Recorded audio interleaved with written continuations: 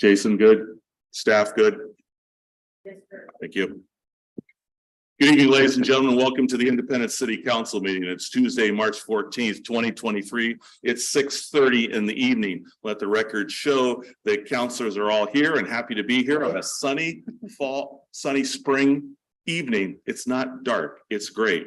Council members, you have the minutes of the February 28th meeting in front of you, and do they meet with your approval?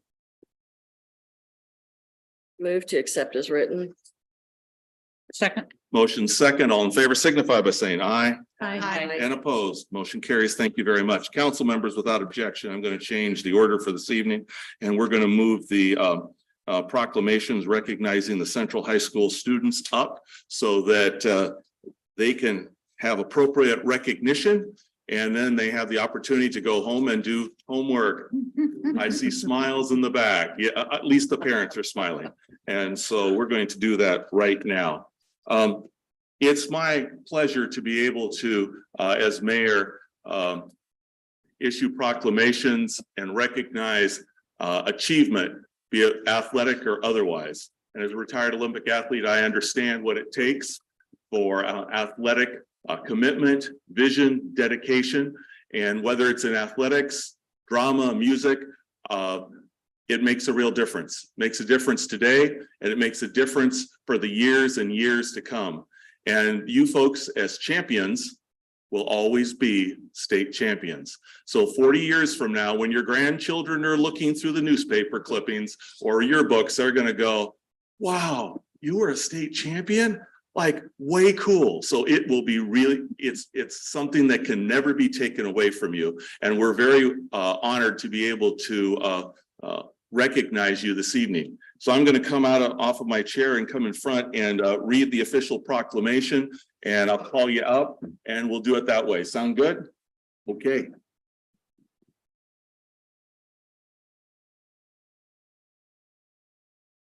Ethan, can you come forward, please? I get to read that, and you go ahead and face the camera. That's a camera right there. So, you know, you'll be forever. So, whereas February 2023, Central High School student Ethan Dunnigan competed at the OSAA 5A wrestling competition. And whereas after many months and years of hard work, Ethan won the state championship for his class. And whereas the city council, staff, and residents are proud of his accomplishments and hard work and good sportsmanship displayed at the state level. Now, therefore, the mayor and city council of the City of Independence do hereby proclaim an official congratulations to Ethan Dunnigan for an outstanding year and commend him for his achievement. Congratulations.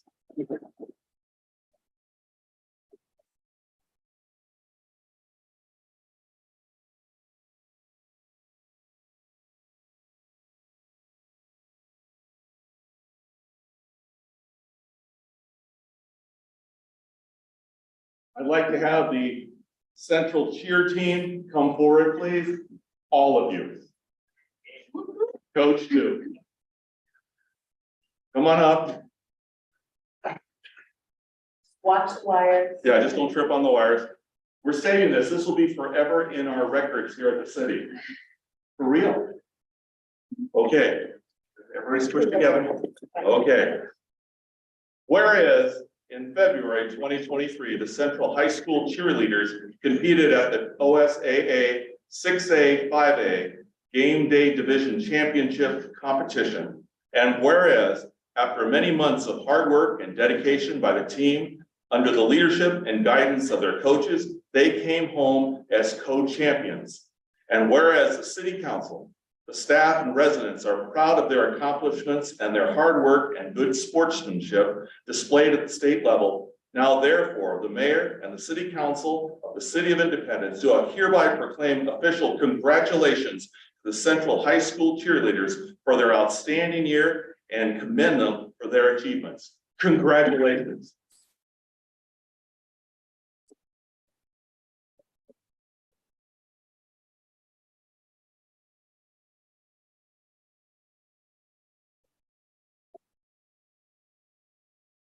Thank you so much for coming. Congratulations. Good luck with algebra. Thank you so much. And I know that many of you have homework and other things to do, and we are not offended if you are going on to those other activities. We live in the land of reality. So thank you so much for being here. Thank you, council. Mayor, it's also Daphne Baker's birthday today. I don't know if we recognize that. Happy birthday, Daphne.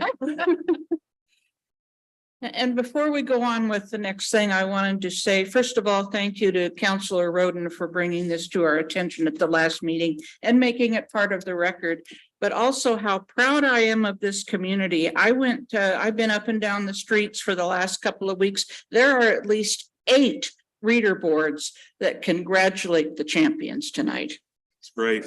And so we will continue to recognize excellence wherever we see it throughout the community. With that, we have Sheriff Garten, who is here with us tonight to make a presentation on the updating levy. And so, Sheriff, good evening. Welcome to council. Good evening. Thanks, Mr. Mayor, members of council. I also have Commissioner Morhorst here, in case I forget something. Good evening, Commissioner. For having us. I thought you were here for the sports stuff.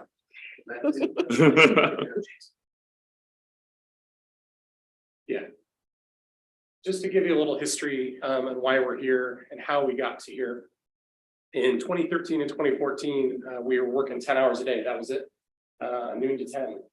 We only had about 6 or 7 of us left. And before we were getting federal timber money, and that dried up, went away. So 2015, we came out for a levy, first one, and they went really well, passed like 60-40. You can click on the left. Yeah, keep going there. Okay. And then in 2019, it renewed. In the current levy that we're in now is up to 42.5 cents per thousand of assessed property value. And what that means to somebody for that portion of the tax is $123 on a $250,000 assessed value home. You'll see about a $17 increase from the current levy to the new levy. And the reason I say the new levy is we're not looking at changing staffing levels at all. We are really keeping the 14 patrol deputies. That's half of my patrol staff. We have 5 staff members in the jail. This comes from 3 deputy district attorneys. And 2 legal support staff, and then 1 juvenile detention bed. The cost of doing business is up, and unfortunately, we landed on a number of adding 7 cents to that, up to 49.5 cents.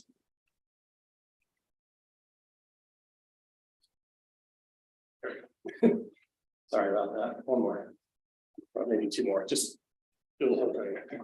There we go. Keep going. So, yeah, it breaks down the current levy, what someone would average paid at this point in time. And then the next thing at the bottom here that should be coming up is the actual just increase.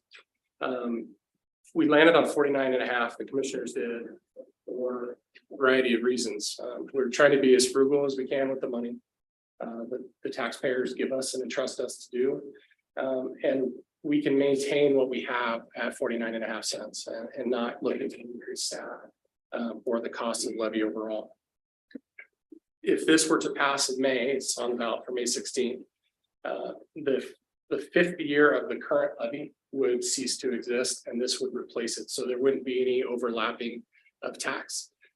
It would just get rid of the 5th year. And that is the reason we go out in the 4th year is essentially for continuity, for the staff to know that not up until the very last minute, 30 days before the end of the levy, that they may or may not have a job, trying to keep those employees employed. So going out in year 4 provides stability for them. So a couple things on the assessed value, you should see there, the average home assessed value of Polk County is $230,000. We figure this on a $250,000 home. Your increase in taxes per year is $17.50. Very minimal, less than $2 a month. Also, this keeps us, his office and tactic officer, just training a new officer. If we lose any, is $100,000 in wages. to get the officer, not counting all of the training expenses and everything else. Being out on the street on patrol by himself. For me, I'm one of those guys that I believe in public safety because that's what gives us quality of life. Being out in the city park and having your kids run around and play and not worry about drugs being out there, shooters or guns. And quality of life is everything to do with officers on the road, keeping the traffic speeds down and accidents to a minimum. So that's where my heart is. So one of the neatest things though is he's been very proactive, our sheriff's department, on the illegal grows. On Measure 110 and legalizing grow marijuana, we get a lot of illegal grow. And Mark, if you just touch on that for a minute. Sure. We have a detective that's dedicated to marijuana enforcement, and we're talking large scale marijuana grows, not some small thing. Last year in 2022, we seized about 60,000 plants and a little over 500,000 in cash from these illegal cartel type grows all over the county. There's really no difference. It doesn't matter. They're buying up property left and right, paying in cash, turning things into grow, making money. And then just the environmental impact alone is significant to the property. And then, you know, once we take down the grow, they leave and just abandon the property. So we've been very active in that regard. We also have our mobile crisis team coming out and dealing with folks who have mental health issues on the street. We're dealing with them with a deputy and a clinician together in a car, so they're able to start providing services right then, essentially. That is something that we don't have to have, but we need. And so that's just one example of a couple things that we do. And I know all the communities now are experiencing more than health issues downtown. We have a video of the gentleman walking by. I was on 3 late last year, I was downtown Salem. He sat down with her, he waited 20 minutes for officers to get there. This was 3:45 in the morning. And he said, "Take me in, I'm hungry and I want to shower." And they took him in, they booked him, and then they released him because they don't have room at the jail. These guys, in 2020, and so this almost information, we are getting robbed blind. This arresting no one, not hurting. So the sheriff, the DA, Judge Hill, we got police chiefs, it's that down. What are you gonna do? It comes down to the county jail. And Sheriff Gardner and his team figured out a way to open our jail, keep them in spacing.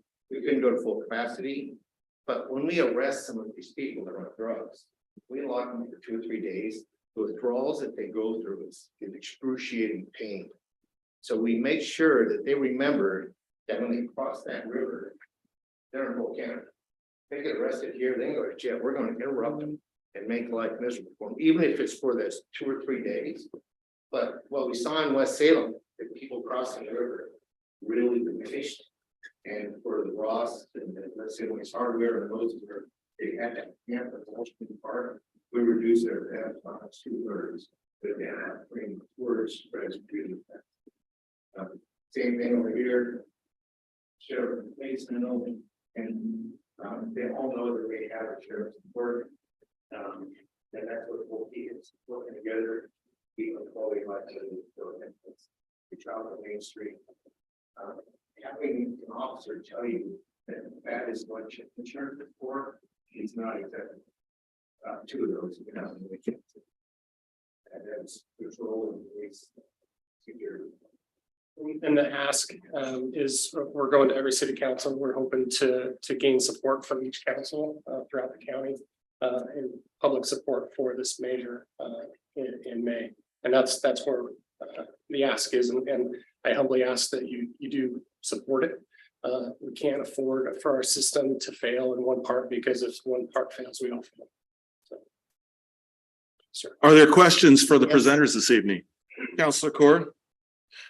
I don't discount the danger of drugs and what you're dealing with, but let me put this into a context that matters to me. I moved here in 2014, so when the levy was first proposed, you and District Attorney and former Sheriff and Commissioner Ainsworth scheduled several forums throughout the county. And I thought those were invaluable because I did not understand the scope of the concern, quite honestly. I knew we had a municipal police department. I really wasn't concerned, you know? But when you put it into a context that the district attorney has to triage every single case to determine what to bring to trial. And Sheriff Garten, you brought up a situation in one of those forums about not being able to respond to a domestic violence situation. And that impacted me. I don't want to hear about anybody in this county who is in a dangerous situation, particularly if their child is calling in on their behalf and you can't do anything. So I would suggest that you schedule some forums, because we have a pronounced population growth since 2015. So there are going to be some new people in this county who aren't aware of the issues or the concerns or the scope of the problem, what it means to them. I had no idea that when you have an accident in rural Polk County, first responders can't get there until the police clear the scene. That's life or death. That's important. So I urge you to do that for sure. Take the time to do that. I know it's time out of I know you're strapped with everything else you have to do, but I think that's really valuable. And I think that's something the commissioners need to support. Because you need to understand the scope of what's going on out there and what we won't have if this levy doesn't get passed, and what that means to real people, you know, who live their lives. The second question I have is, you mentioned a juvenile detention bed that you want to put in place. Will that be away from adult offenders? So currently, there is one rental bed in the current levy, so that's not changing. But that is going to be for, we rent a bed with, well, they do, Yamhill County and Marion County, they have beds at both facilities, but this just pays for one between the two. And so it's not major, like, are you meaning like Measure 11, like serious crimes? What do you? Well, I mean, if there's going to be a juvenile sleeping overnight in a facility, I hope that juvenile is not surrounded by adults. No, that's illegal. Okay. Yeah, completely separate facilities. Yeah, you can't make some. But I would definitely urge District Attorney Felton to get out on the road, talk about this too, because I think his impacts really hit home for me. Additional questions? I guess, well, more of a comment. I remember the days of the 10-hour patrols. Mhm. And I have lots of folks that I know that live in more rural areas that aren't immediately covered by local PDs. And that was a huge selling point. I mean, just the inability for y'all to be able to respond always in a timely fashion to property crimes, or, as Councilor Corr is pointing out, those DV situations. So I really do. I hope that you'll get the word out. I will always support renewing your levies. And so keep up the good work, please. Thank you. Additional questions? Councilor Roden. If there is anything we or I can do to help you with this, other than you just coming to us and giving us your support, if that's all you're asking, but if there's something in the future that you would like us to do, please let us know, because if you give me specifics, I can do specifics. But if you're broad, I don't know how to help as much as where you want us to go with this help, because I know that we would all be willing to do something to help you. We do have a website that's up. It's keeppolksafe.com. What was that again, please? Keeppolksafe.com. Thank you. You can sign up for signs, you can sign up for just a newsletter to get updates, and it breaks down all that stuff too. So we can funnel everything through there to be able to get. Okay. Great. Appreciate it. Or your comments, if there's any groups that you think we should be meeting here. We could possibly bring a community group together. Like I said, we have a lot of new folks living in town, the apartments behind us here. We have a lot of new folks living in some of the new housing developments here. And they probably they'll see this and they won't know what it is. And they'll just think it's fat, and they need to understand that there's real lives are affected by this. Mhm. Great. Or they see county sheriff and they say, oh, well, I have my city police. Right, and that was- don't realize, I mean, the backup that you do provide. That was my going in position. We have municipal police. What I care about. Well, I don't spend all my time in the city of Independence. I do go outside the city, but to understand the impacts to the court system, Mhm. to have District Attorney Felton say, I'm not going to try this crime, even though it's heinous. I'm not going to try it because there's 3 or 4 more heinous ones on top of that. Well, everybody who commits a heinous crime should be tried. On the current staffing with Oregon State Police right now, in Marion and Polk County, there's 2 officers on duty at any time, covering all of Marion and Polk County. So right now it's an officer and a half there, and about a half an officer over here.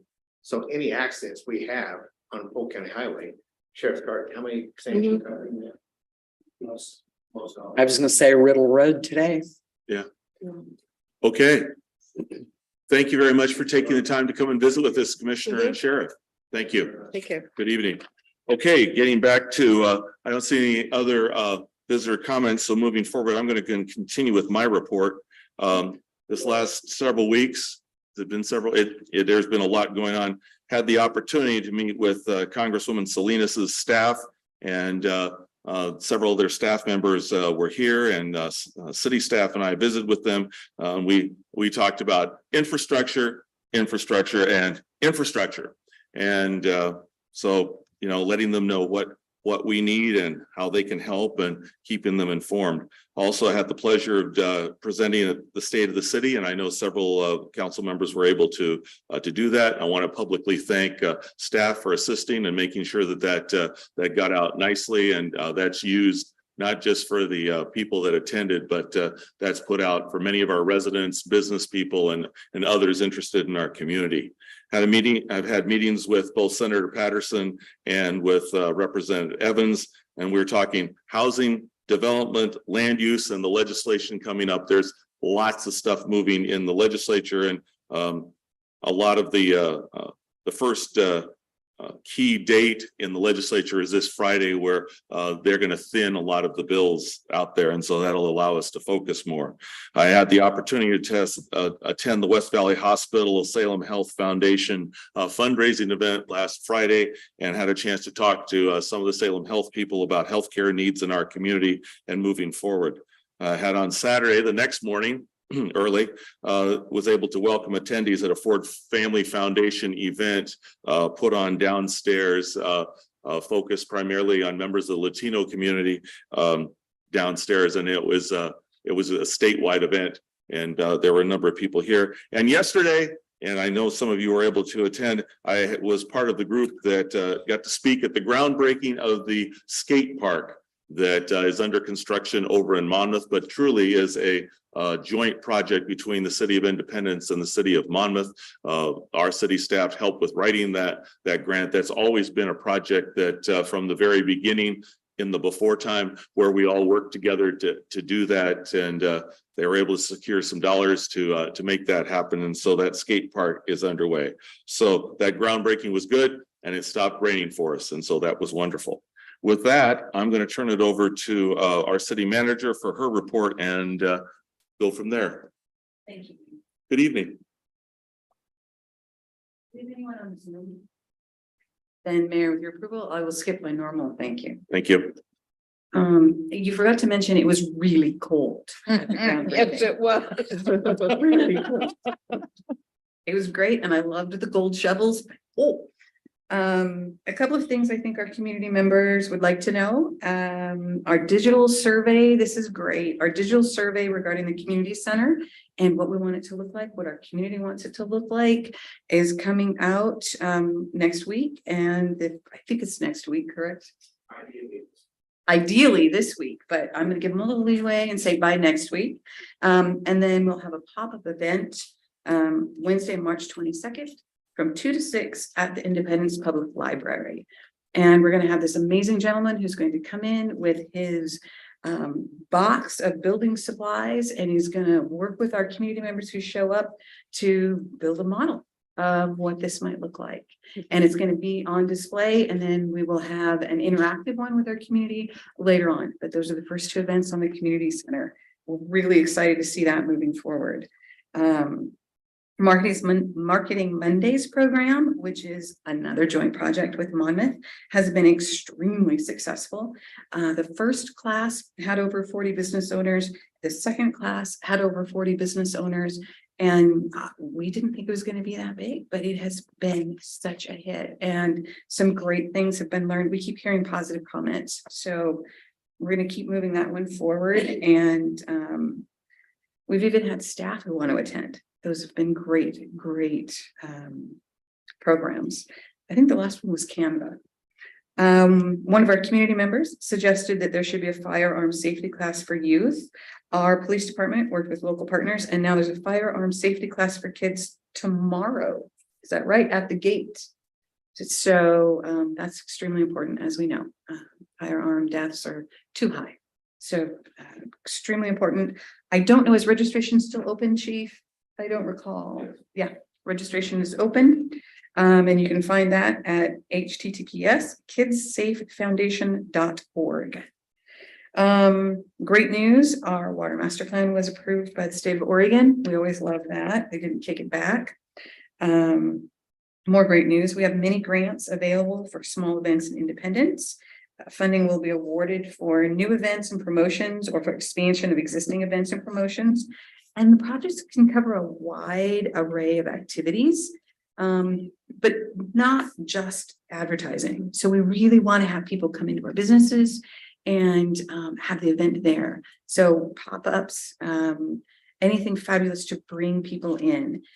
It's a $1,000 award or up to 1,000, and the business has to provide a 25% cash match. So if it's $1,000, that's $250. And this is from the ARPA funding that you all approved before I came. So we're still utilizing those funds to support our businesses. You can find more information on our website, I believe. Kenna, do you know off the top of your head what the deadline is for that? I don't, Emmanuel, do you know the deadline? Okay, This is why I love having an amazing communications coordinator right there. He knows all the things. And then finally, just a reminder that this Friday, there is a St. Patty's Shamrock Stroll, March 17th, downtown Independence to celebrate St. Patrick's Day. No passport needed. Just stroll through town, enjoy the live music, themed food and drink specials. Almost all of our businesses are going to be there. I'm going to be there, just saying. It's going to be a great time. So I hope y'all can come.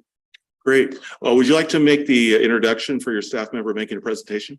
I kind of already did. Our absolutely amazing communications coordinator is going to come up and tell you what he's been doing. And we are really blessed to have him. I keep saying we couldn't do what we do without him. So let me have him show you the amazing stuff he's doing. Thank you. Good evening. Welcome. Evening, Mayor McCardle, City Council. This is about my third time, I think, presenting before you. So just FYI, the way these things get transferred over, that font that's on this presentation is not city branded. So that's part of my job is to make sure that we're all following the same style guide, but this presentation is not. So I apologize for everybody watching. And those are not our colors either. So anyways. Yeah, I'm just going to briefly present on what my department has been up to for the past year and 2 months that I've been here. So Jason, we can go to the next one. So introduction, this is exactly what my job description said about a year and a half ago that I spoke. I'll just read a little bit from that first paragraph. The communications coordinator position is responsible for developing, coordinating, and executing city communications, public information, and marketing projects for city departments. So that's essentially what it is that I do. My job duties are not limited to just those two paragraphs. And I'm never bored with the amount of things that I have to do. So we can go to the next slide. So data. And the subheading is, what have you been doing all year? This is the question that I often ask people and that people often ask me. And so I think it's really important that the public who's watching and city staff, that they see a return on their investment because you're investing in me. And I also live here, I pay taxes. So I want to know what it is that you're getting out of me. So, and the next few slides that is covering all the data that I have here. It is hard, non-aggregated data compiled from third-party resources. So, I couldn't touch them. And so that is our email management software, Google, YouTube, and our social media management platform known as Hootsuite. Go to the next one. So the big data highlights, we reached 1.4 million people across all of our channels digitally this past year.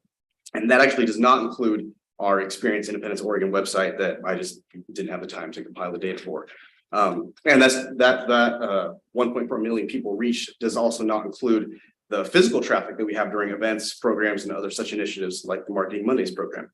It also, And one thing I really want to draw people's attention to is that all of our channels are seeing growth. As you'll see on social media, which is the big kahuna, we reached over 880,000 more people than we did in years past. And we're doing this all in a very cost-effective manner. As you'll see, we saved $6,000 in newsletter costs, allocating that money to a digital newsletter and also still having a few print copies here. But so we're saving money, we're reaching more people. and we're on our way. So next one. This is just a brief overview of our social data. One thing that I brought to my communications plan from the get-go was go where the community is. So if the community is on Facebook, if they're on social media, that's probably where we should go to reach them. And so, as I said before in other presentations, this is a double-edged sword because it's a great place to discover the pulse of the community, you know, what people are concerned about. But these platforms also contain a lot of negativity, as we're all very accustomed to. So either way, to me, positive, negative, it doesn't matter. Engagement is paramount to me. So what I try to do is leverage social media to increase reach, as we saw in the previous slide, increase authority and increase trust in the public or in our civic government here.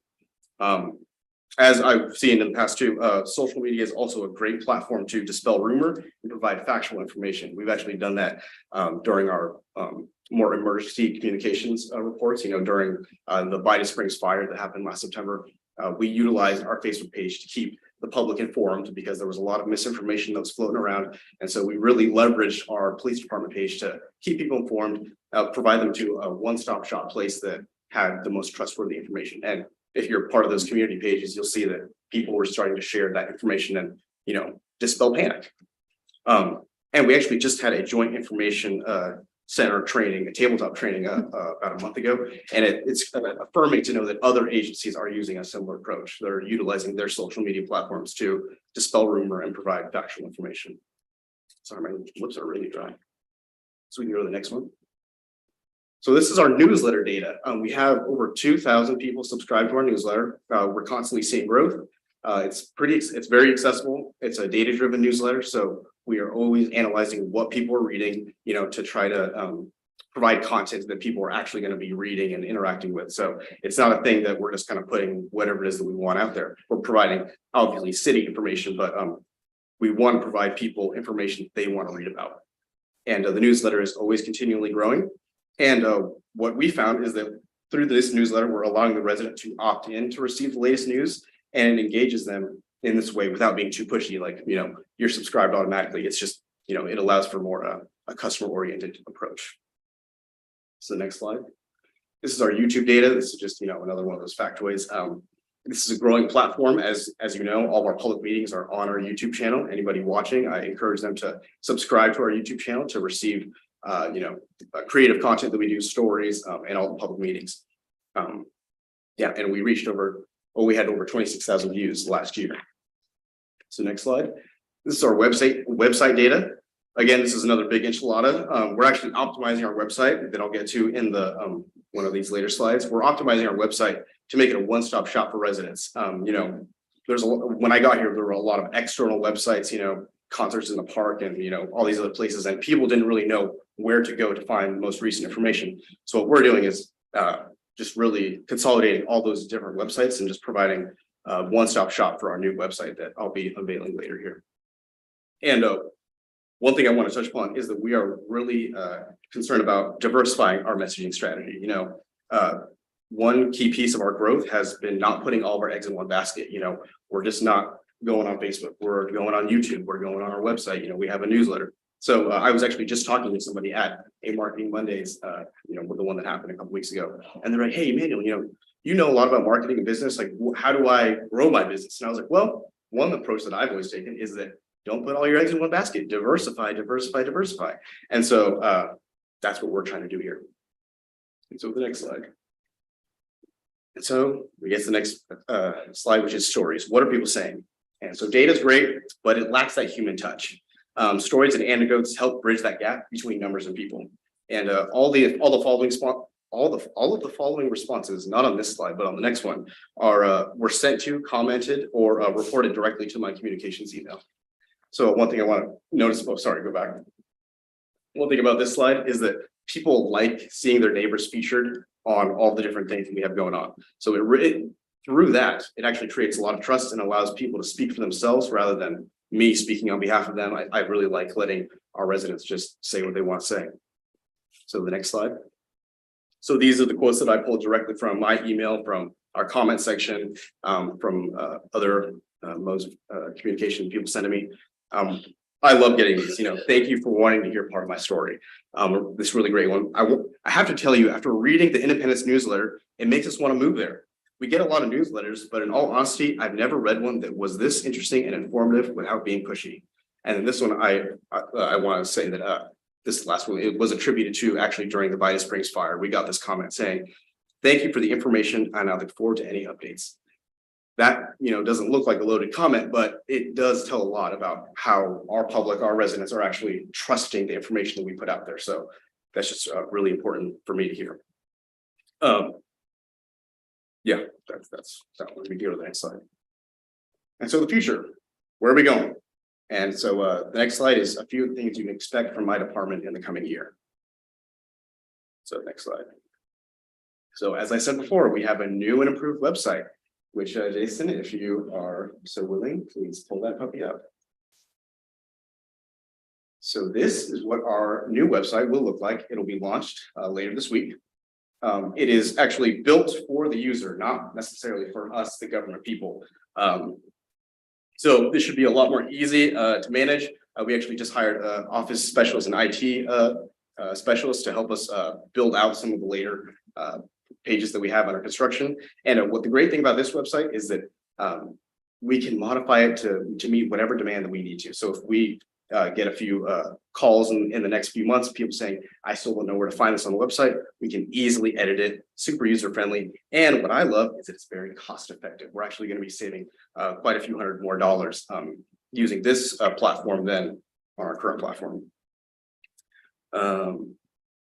Yeah, and as I said before, this is going to be the one-stop shop where people want to know what's happening in our city. This is the place where we're going to send them. Oh, and then another big piece that's going to be happening in the future. You can check out the website if you want to, Jason. Thank you. Oh, videos continue to be a very digestible source of information within our community. As you can see, we have plenty of ideas for this year. We are working on a budget in brief explainer video because, I don't know about you, but when I was in high school, no one ever taught me what a city budget looked like. And so I have to turn on my, high school brain to be like, oh, how would 18-year-old Emmanuel digest a city budget? And that's what we have to do nowadays. And video is a great platform to use that. So that's what we're going to be doing in the coming weeks. We're going to be working with our museum to develop a curator's corner video series that'll be going on reoccurring. I think every other week or every other month. I can't recall the exact schedule in my head right now. One thing that we really want to leverage with our new website is a get to know your city staff video series. So on those different city department pages that you saw on our website, there will be a video featured there where people can actually learn what does the public works director do? What does the human resources manager do or director? Just so that people are more informed about what it is that we do, because more information, never a bad thing. And one other thing is I'll be heading to Sun River in April with Sergeant Gilbert to receive an Oregon law enforcement and fire PIO training. So there's a lot of great content that's on that agenda. There's going to be a whole session on the Ben shooting that happened last year. We're going to be interacting with that PIO and learn about the different strategies that she took to combat that emergency communication and how to reach the residents in whatever channel was best for them. One thing I want to really touch upon too is that we are in a constant state of improvement, and our residents can expect to see our programs, services, and events featured regularly in all of our channels that I mentioned prior. And hopefully this results in a lot more informed community. And so you go to the last page. And lastly, I just want to say thank you so much for all of your support over the past year and the opportunity that you've given me to serve this community that I love so much. And I really look forward to continuing to serve the residents of Independence for however it is long that, I'm alive. So yeah, if you have any questions, please let me know. Questions for the presenter and Really, a couple more of a couple comments. I've complained about the council part of the website for a long time, and I have tried to point people to the city of Milwaukee, which I think does a very good job. It's easy to find resolutions and stuff. Everything is right there. They don't have to go look through a list of documents to try to find resolutions and stuff. And it puts the council and their work in one place. And that I think is really important. So that people, when they do come to the website and they go to the council website, they understand what it is we're working on, what we're doing, that kind of stuff. The other thing is I love your videos. I love your videos. I work from home, my office faces the street, and every time Juan drives by with the street cleaner, I wave. Because now I know his name. Now he's been humanized to me. It's not just a big truck that's lumbering down my street. So thank you for that. Additional questions? I have Councilor a thank you that I really am looking forward to the new website and hope that the search function will be very intuitive. Because right now it is the most frustrating thing on the current website. Oh, I know. Additional question? I just have, Please do. I'm just curious on what is the most interesting thing, like what are people really clicking on and stuff like that you've seen? Based off the data, I'll just say this is a very data informed response. It seems that people are really interested in stuff like the street sweeper. And we did a video on Second Chance Books that was down the street. That was actually a highly requested video or story that people. So is it more videos A than? lot of videos, yeah.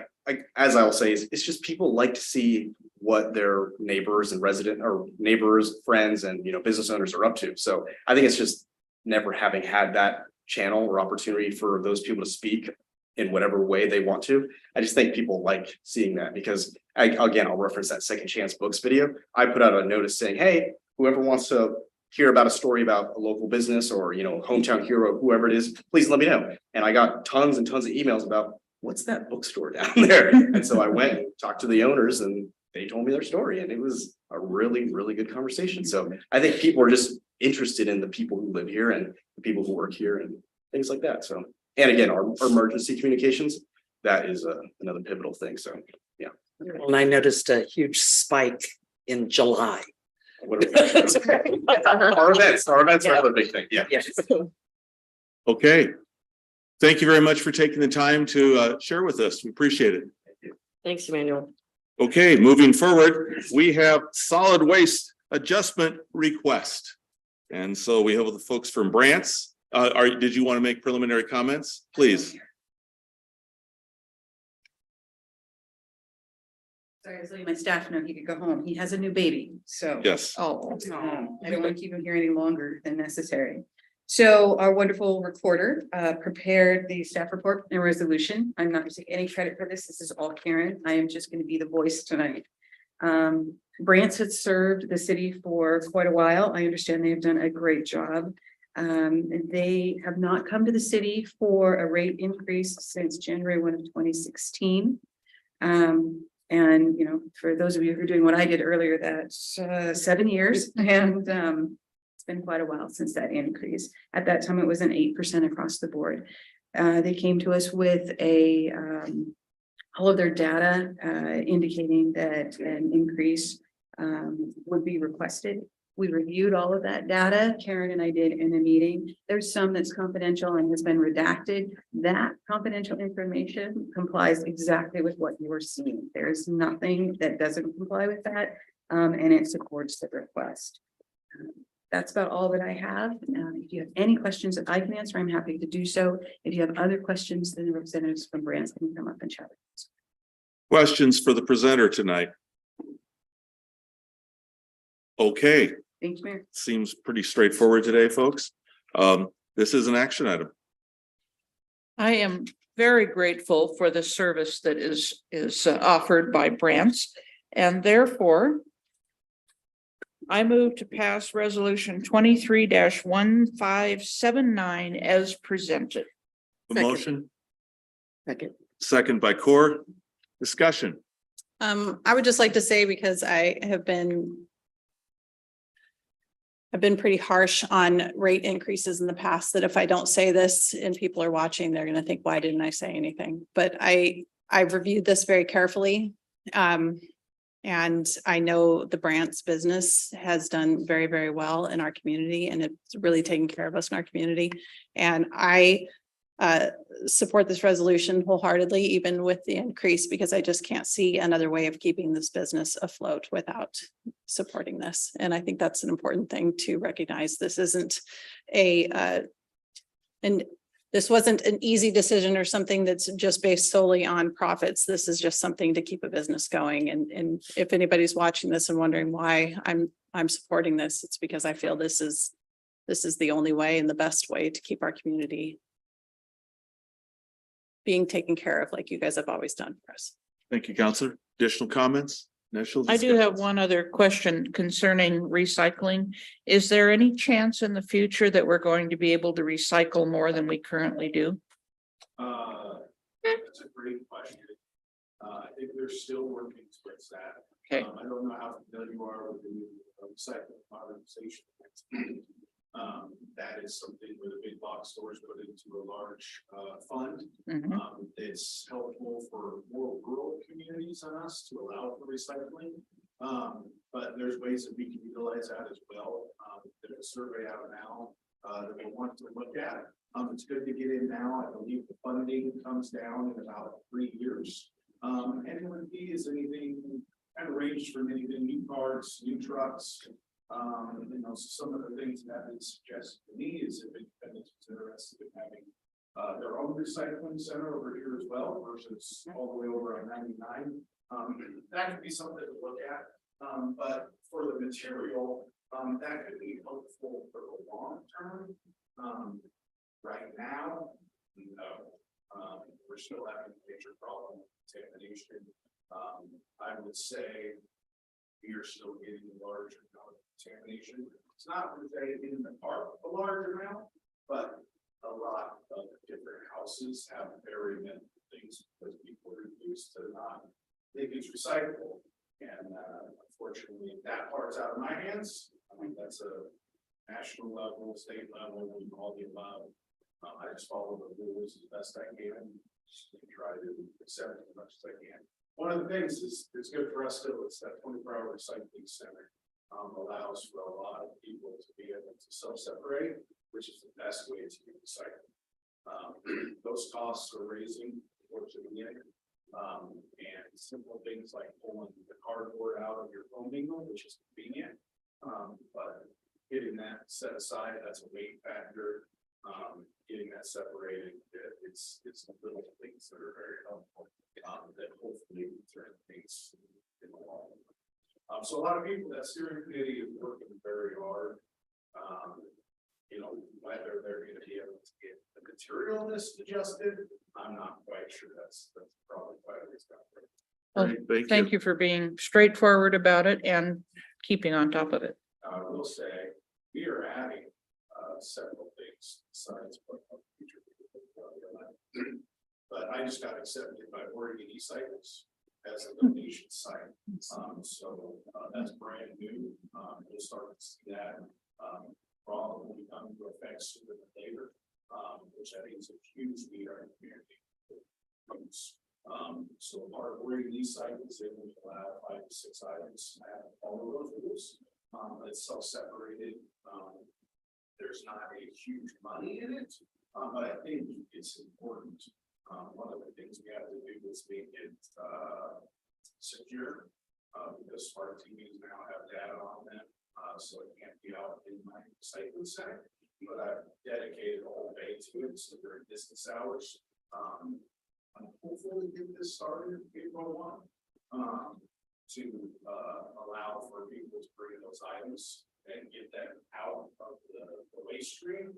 And this one more thing here is recycling, which is awesome. Of course, and the university and the school here and not to mention holidays. Thank you. That's one more. Additional discussion. Okay, this is a motion. All in favor signify by saying aye Aye. and opposed. Motion carries. Thank you very much. Council announcements. We have announcements they need to make. I don't have an announcement, but I have a question for Chief Mason. Now we're talking about recycling. When are we gonna have a cleanup day? We haven't had one in a while. Think he's gonna. I got a bunch of stuff in my garage. Bunch of stuff.